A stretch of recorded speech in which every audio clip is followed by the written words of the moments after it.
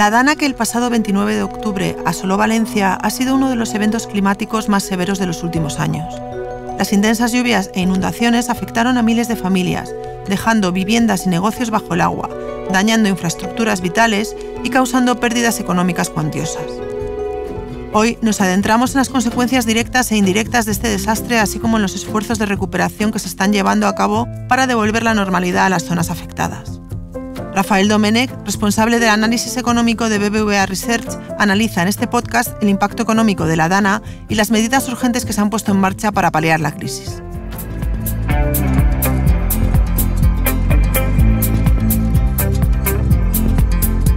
Blink, un podcast de BBVA, con Reyes Pariente.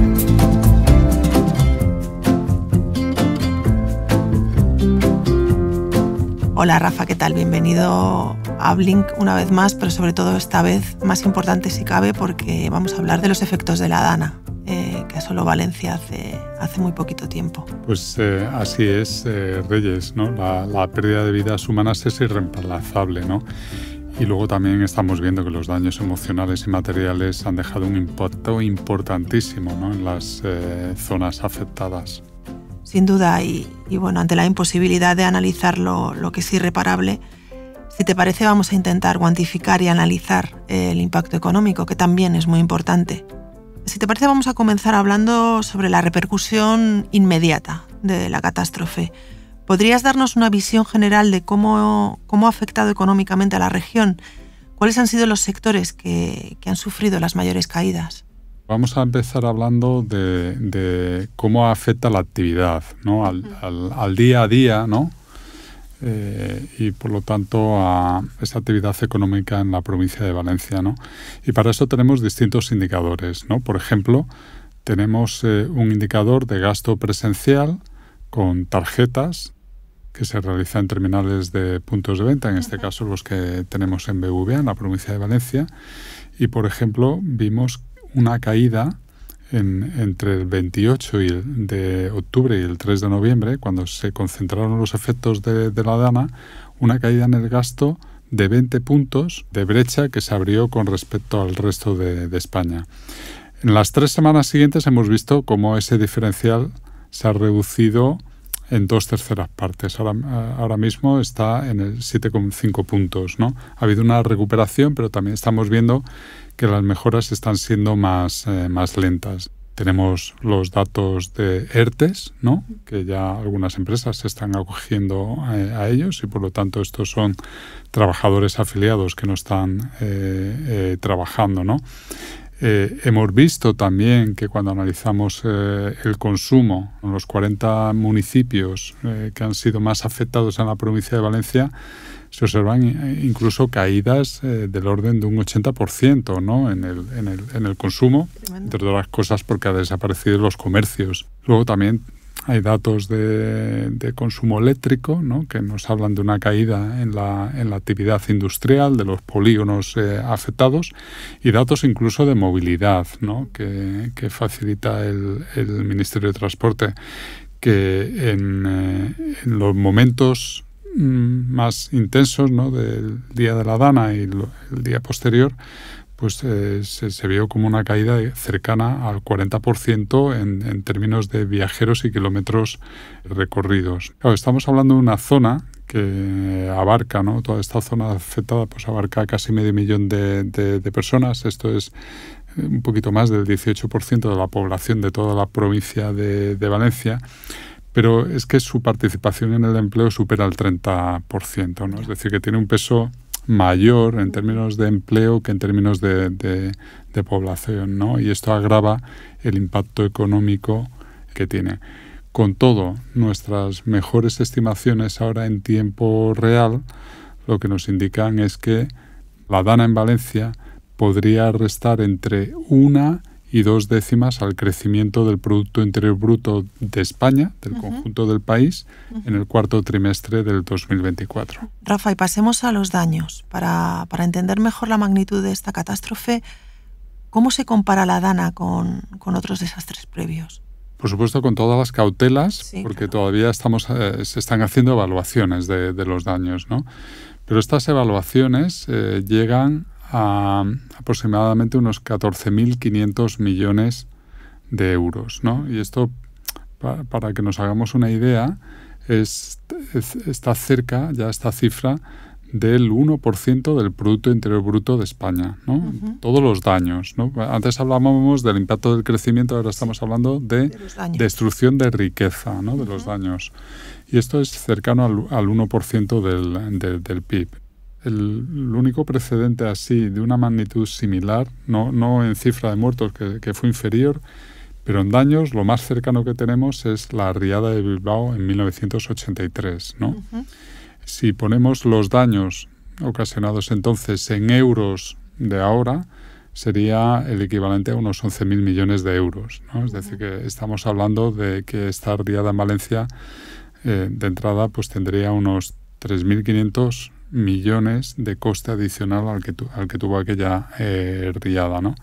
Y tuvo un impacto significativo en el empleo y la actividad local durante 2 trimestres. Es cierto que al final del segundo trimestre prácticamente el empleo y la actividad económica había recuperado ya el nivel que hubiera tenido de no haber ocurrido la DANA, lo cual también esto lo que nos hace pensar es que en términos de crecimiento económico una recuperación rápida e intensa puede aportar crecimiento incluso en el futuro, ¿no?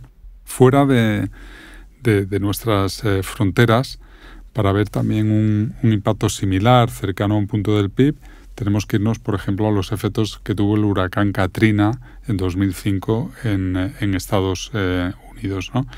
En aquel caso, como la caída ocurrió en el tercer trimestre, ¿no? Eso tuvo un impacto mayor en el conjunto del año. En el crecimiento trimestral del tercer trimestre en la economía norteamericana, supuso un lastre de medio punto de crecimiento anualizado, ¿no? En general, lo que vemos de todos estos episodios es que aunque el impacto inicial es muy severo, la experiencia indica que si la recuperación es rápida y es eficiente, ¿no? Si se aplican las medidas adecuadas con rapidez y eficacia, pues podemos tener una recuperación del crecimiento bastante rápido, ¿no? Pues hablemos de eso, de recuperación. ¿Podrías darnos una idea de cuánto costará restablecer la normalidad en las zonas afectadas? Bueno, pues fíjate, ya con lo que hemos ido viendo en las últimas semanas, estamos hablando de un impacto del orden de 14.500 millones, ¿no? Que esto es lo que ha aprobado ya en ayudas distintos consejos de ministros, ¿no? Y como te decía, pues eso es el equivalente al 1% del PIB, ¿no? Pues se estima que se pueden necesitar más de 1.000 millones de euros para rehabilitar las más de 50.000 viviendas afectadas por la DANA, aunque por supuesto no todas tienen el mismo nivel de daño. Sabemos que algunas de ellas pues van a tener que derruir y construir nuevas, ¿no? Luego también sabemos que han quedado más de 100.000 vehículos dañados, incluyendo tanto vehículos como de transporte como automóviles, y que por lo tanto aquí se podrían necesitar 1.500 millones de euros. La recuperación de los polígonos industriales y parques empresariales va a necesitar más de 7.000 millones. Y luego tenemos toda la reparación de infraestructuras energéticas y la recuperación de comercios afectados, ¿no? Solo en términos de comercios podríamos necesitar del orden de unos 1.400 millones de euros. Por lo tanto, como ves, estamos hablando de unos daños cuantiosos, ¿no? en distintos sectores. Y Rafa, ¿cuáles son las principales medidas que se han implementado para poder llevar a cabo esta recuperación económica? Pues mira, en cuanto a las medidas que ya se han anunciado, bueno, y de hecho se han aprobado, ¿no? Que tratan de proporcionar un alivio inmediato a las personas y empresas afectadas, fomentar la reconstrucción de las infraestructuras dañadas, que ya, por ejemplo, lo hemos visto en el caso del AVE o de las carreteras, ¿no? En general, pues proteger el tejido productivo para evitar una espiral negativa en la economía local, que si no lo hacemos podría prolongar los efectos de la crisis, ¿no? Entonces, esas medidas son créditos con garantía pública para proporcionar liquidez a empresas y familias afectadas, por ejemplo, a través del ICO y de las entidades bancarias españolas, exenciones del IBI, los ERTES de los que hablábamos antes para los trabajadores afectados, la reconstrucción de infraestructuras esenciales, carreteras, puentes, redes eléctricas y de agua para restaurar la conectividad, todo el tema del alcantarillado, también muy importante, ¿no?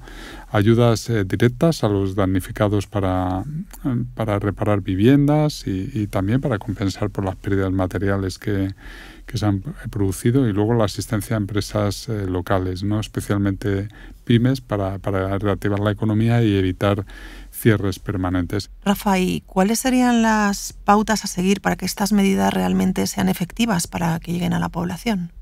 Bueno, pues aquí es muy importante la colaboración entre las administraciones públicas para asegurar una recuperación efectiva. Se tienen que coordinar los gobiernos locales, regionales y nacionales, ¿no? para hacer que este sea un proceso de reconstrucción ágil, ¿no? Y que no suponga una carga o un coste adicional para personas que ya han sido muy afectadas, ¿no? por la DANA, ¿no? La inyección de todos estos recursos gracias a estas ayudas debe llegar de una manera rápida, ágil, con una burocracia muy sencilla, ¿no? Con un coste administrativo muy sencillo, y evitando un mayor endeudamiento de familias y empresas, ¿no? Es muy importante esto también, ¿no? Que no salgamos de este evento con empresas y hogares sobreendeudados como consecuencia de tener que recuperar la normalidad a lo que era su vida antes de la DANA. Totalmente.